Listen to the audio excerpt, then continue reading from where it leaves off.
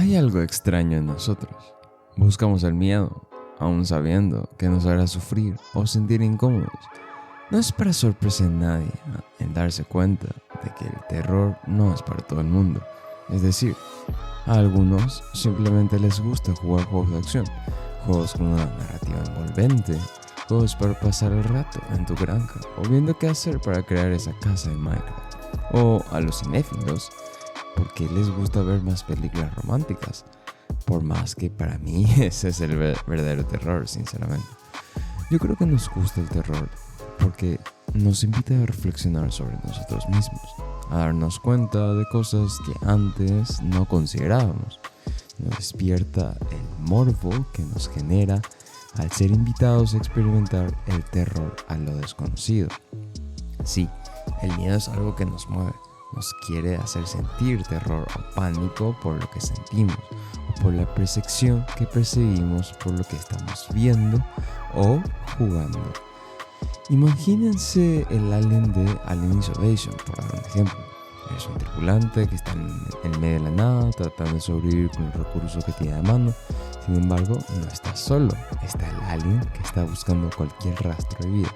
Aquí es donde el jugador debe ser sutil con lo que hace, porque si provocas mucho ruido llamarás atención y en el juego no tienes muchas herramientas para defenderte. Realmente no tienes alguna. Solo puedes desviar la atención xenomorfo. Siempre tendrás ese sentimiento de presión constante por tratar de evitar encontrarte con la criatura. Pero por más que trates de ser sutil, es casi imposible que no te lo encuentres cada cierto tiempo, debido a que es un predador y tú eres su presa. El alien es muy capaz tratando de atrapar a sus víctimas. El juego te deja en una constante sensación del gato y el ratón, solo que tú eres el ratón que debe tratar de luchar por su vida. Y si te sientes pequeño, solo, sin recursos o muchas maneras de defenderte, salvo con tu propio ingenio e instinto de supervivencia. Esa es la manera en la cual el terror en Alien Isolation te envuelve, te aísla, te hace sentir indefenso, sientes que no tienes forma de defenderte y estás constantemente en desventaja ante una amenaza que te supera en casi cualquier aspecto. Pero esa es, obviamente, su intencionalidad, hacerte sentir indefenso. Te da adrenalina por la situación, piensas cuáles son las posibles opciones que tienes a mano para salir adelante de la situación en la cual te encuentras. Pero, ¿qué pasaría si te encontraras en una situación en la cual no puedes, a priori, salir con vida? ¿Eso acaso no sería trágico? Pues tomemos a uno de los maestros del terror, H.P. Lovecraft.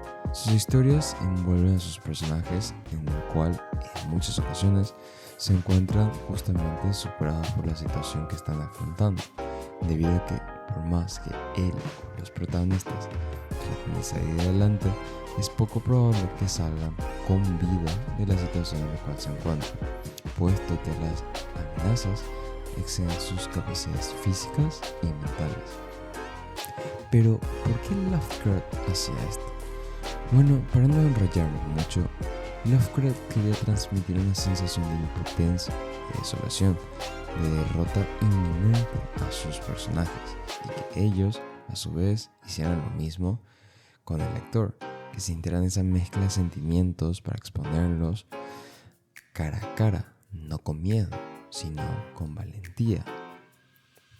Es cierto que existen muchos tipos de terror y todo depende de la forma en la cual se desea representar, la idea detrás, su representación y su ejecución. Pero, indistintamente de cuál sea el enfoque, todas coinciden en algo en común. Quieren invitarte a saciar tu morbo, a que sientas asombro por lo que no ves o por lo que crees que estás viendo. Nunca tuve oportunidad de jugar la demo del tan famoso cancelado PT. Sin embargo, recuerdo muy bien los videos que vi en su estreno en 2014. Esa inconformidad al tener que pasar por sus pasillos. El silencio inerte de la presencia de alguien, excepto tú mismo, te quiere transmitir soledad. A veces porque sabes que te sientes solo, otras porque te sumerge en la sensación del personaje, aunque no sepas quién es realmente, no importa. Entiendes su frustración al encontrarse superado. Hay algunos estudios que señalan que aquellas personas que disfrutan el terror tienen mayor nivel de resiliencia, porque tienes que aprender a sobrellevar todo tipo de situaciones en la cual afrontas. En lo personal, no estoy del todo seguro si es así o no. Siempre he sido miedoso, como lo mencioné en mi video Resident Evil 2 Remake. Sin embargo, nunca quiero perderme de una buena película o un buen juego, por más miedoso que sea, debido a que quiero transmitir y disfrutar mis propias conclusiones, ver qué puedo aprender de ella, sobre todo qué aspectos de mí puedo entresacar. Considero que esa es la razón por la cual tanto disfruto del terror, debido a que me invita a salir de mi zona de confort, a introducirme en un mundo donde la certeza y la duda no se encuentran usualmente, porque debo de estar dispuesto como consumidor a llevarme por la ficción de la obra y ser capaz de caminar dentro del mundo ficticio que me están presentando. Para mí, en mi humilde opinión, las mejores obras son aquellas en las cuales te dejan pensando una vez terminada su experiencia, sea un videojuego o una película.